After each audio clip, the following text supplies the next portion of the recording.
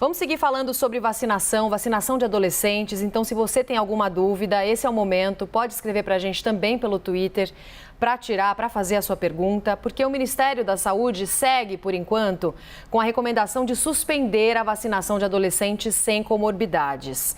A pasta alegou essa semana que a medida seria uma precaução para que cerca de 1.000 casos de reações adversas fossem investigados. Apesar disso, a Anvisa mantém a recomendação para vacinação de adolescentes e vários estados seguem vacinando. Nós vamos conversar sobre esse assunto a partir de agora com o infectologista do Centro de Vigilância Epidemiológica, também médico do Instituto Emílio Ribas, doutor Éder Gatti. Doutor, bom dia, bem-vindo. Muito obrigada por conversar com a gente, bater esse papo na CNN hoje.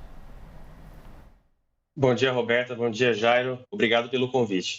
Doutor, quando a gente fala de comunicação de saúde pública, comunicar saúde pública, a gente está falando de algo que mexe diretamente com a vida das pessoas, né? Que precisa ser feito com muita responsabilidade, porque muda a vida, inclusive, das pessoas. Como é que a senhora acompanhou essa recomendação do Ministério da Saúde de suspender a vacinação dos adolescentes nesse momento da pandemia que o Brasil enfrenta agora? A recomendação do Ministério ela foi intempestiva. Ela foi feita sem uma avaliação muito criteriosa da situação que estava sendo anunciada. Foi anunciado um evento adverso e um óbito temporalmente associado à vacinação. Foi um caso que foi devidamente investigado, mas antes de se concluir o que aconteceu, o Ministério tomou uma decisão e acabou suspendendo a vacinação de adolescentes sem comorbidades. O problema de um anúncio como esse é que ele gera medo, ele gera insegurança por parte da população frente à estratégia de vacinação. E isso faz aumentar uma coisa que a gente chama de hesitação vacinal. As pessoas agora vão pensar 2 vezes antes de se vacinar, por conta de um anúncio, por conta do anúncio que foi feito. E certamente isso pode impactar nas nossas coberturas vacinais. Então, um anúncio como esse, ele só pode ser feito quando nós temos absoluta certeza do que está acontecendo, quando nós avaliamos, encontramos outros casos, de fato há um sinal de alerta, há um sinal de segurança, e aí sim a gente toma uma medida tão drástica quanto essa.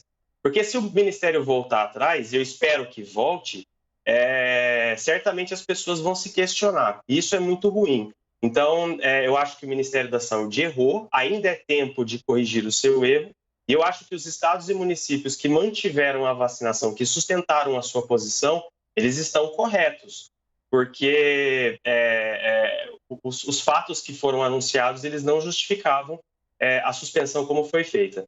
Doutor, vamos tentar desfazer um pouco dessa confusão, porque nos testes da Coronavac, houve uma situação de um caso adverso, depois descobriu-se que uma situação de suicídio.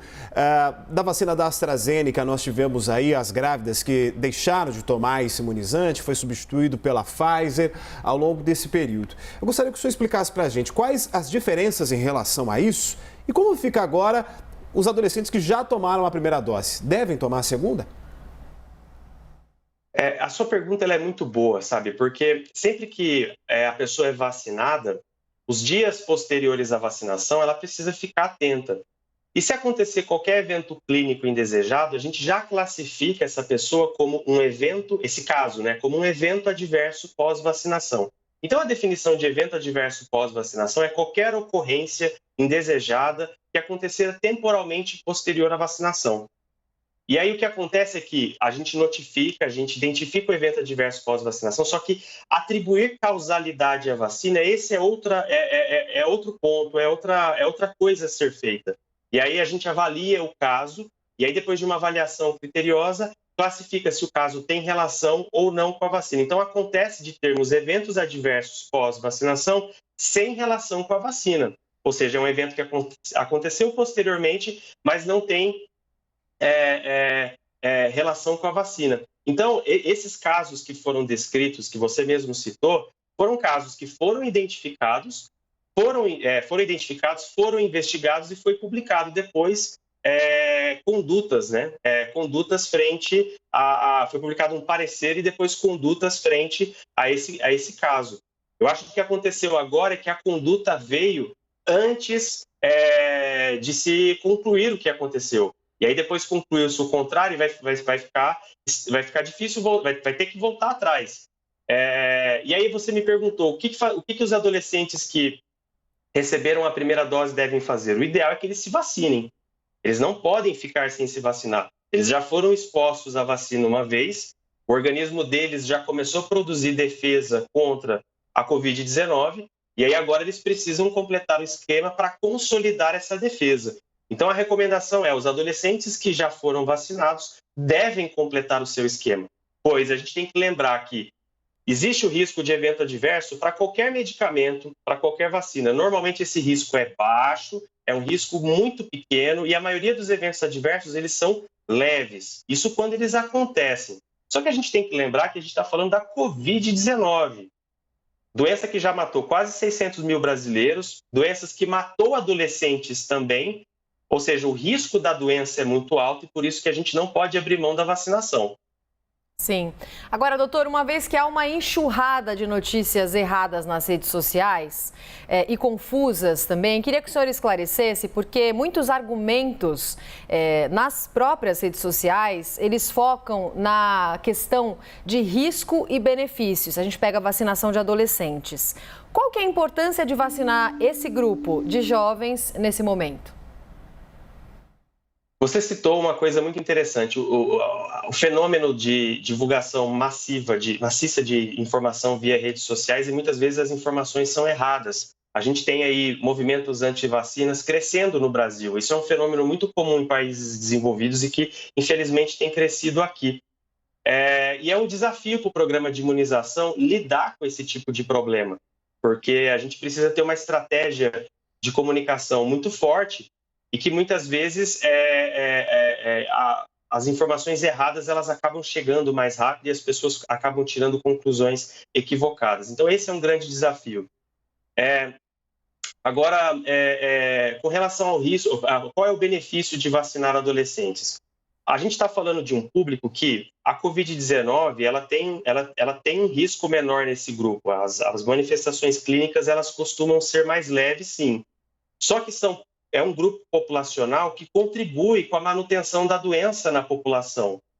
A gente está falando de uma ação coletiva de vacinação visando a imunidade de rebanho. Mas se a gente tem um nicho de pessoas, um grupo de pessoas que não está vacinado, isso garante que a doença continue circulando na população. Então, vacinar adolescentes vai ser importante porque vai conter a disseminação da doença para toda a população. Temos que lembrar que, embora a manifestação grave da doença seja mais rara em adolescentes, ela pode acontecer. Ela pode acontecer porque, como a incidência da doença está muito alta, as manifestações raras elas acabam acontecendo num número maior. E aí o que acontece é que a gente tem, sim, registros de adolescentes que morreram por Covid-19, mais um motivo para se vacinar. Sem contar que a gente precisa voltar com algumas atividades que estão paradas, né? A gente está agora voltando com as atividades de educação. Esses jovens precisam voltar para as escolas e precisam voltar para as suas vidas. E se nós temos um imunobiológico, uma vacina que funciona, ela precisa ser usada. Se ela funciona e ela é segura, e nós temos vacina para isso, vale a pena sim vacinar essa população e ela deve ser vacinada. Doutor, uma doença que entrou no radar foi a miocardite. Ela pode estar ligada, em alguns casos, desses adolescentes que tomaram a vacina e, porventura, teriam desenvolvido a doença. Eu gostaria, por favor, que o senhor nos explicasse o que é a miocardite e se, de fato, esses números são relevantes em comparação ao que nós estamos falando de cobertura vacinal.